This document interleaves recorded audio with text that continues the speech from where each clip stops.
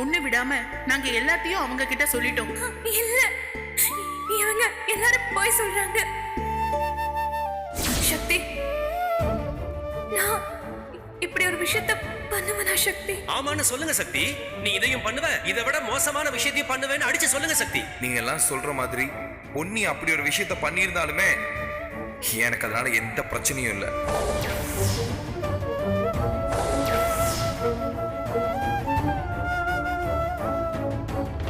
நான் முதல்ல உன்னை பத்தி நினைச்சதுதான் சரி. நீ தப்பானவதான். முதல்ல வெளியே போக சொல்லுங்க அவள. போ வெளியே.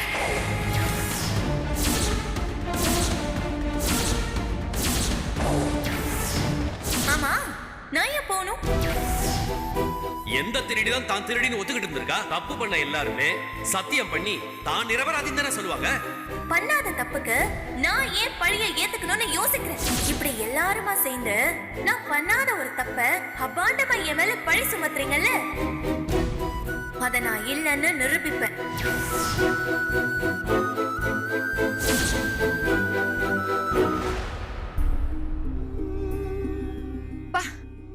என்ன ஒரு வைராக்கியம்! எவ்வளவு தன்னம்பிக்கையான பொண்ணா இருக்க நீ. இப்படிதான் இருக்கணும் பொன்னி. எனக்கு இப்படி இருந்தாதான் பிடிக்கும். உன் அளவுக்கு இல்லைனாலும் கிட்டத்தட்ட என் கதையும் இப்படிதான். உன் கதையாவது பரவாயில்ல, என்னோட கதை உன்னை விட மோசம். இப்ப சொல்ல நேரம் பத்தாது. நான் நேரம் கிடைக்கும் போது பொறுமையா சொல்றேன். என்னெல்லாம் குடும்பத்தை விட்டு மட்டும் இல்ல, நான் பெத்த என் குழந்தைகிட்ட இருந்து என்னை பிரிச்சுட்டாங்க. அப்புறம் பழப்புக்காக ஒரு பியூட்டி பார்லர்ல வேலைக்கு சேர்ந்தேன். நீ இங்க பாத்துட்டு இருக்க வேலையை தான் ஆரம்பத்துல நானும் செஞ்சேன். இந்த இண்டஸ்ட்ரிய பத்தி எதுவுமே தெரியாம ஆக்சிடென்டலா இதுக்குள்ள வந்தேன். கஷ்டப்பட்டு எல்லாத்தையும் கத்துக்கிட்டு இப்ப நான் பார்லருக்கு ஓனரா இருக்கேன்.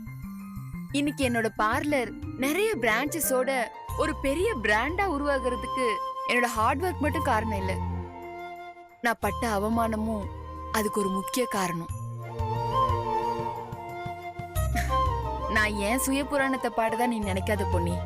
இது மூலமா நான் சொல்ல வர்றது ஒன்னே ஒண்ணுதான். உன்னை விட மோசமான நிலைமையில இருந்த நானே இப்ப வாழ்க்கையில இவ்ளோ முன்னேறி இருக்கிறப்போ உனக்கு சீக்கிரமே எல்லாம் நல்லபடியா நடக்கும் பொன்னி. நீ நினைச்ச மாதிரியே உன் வாழ்க்கை மாறும்.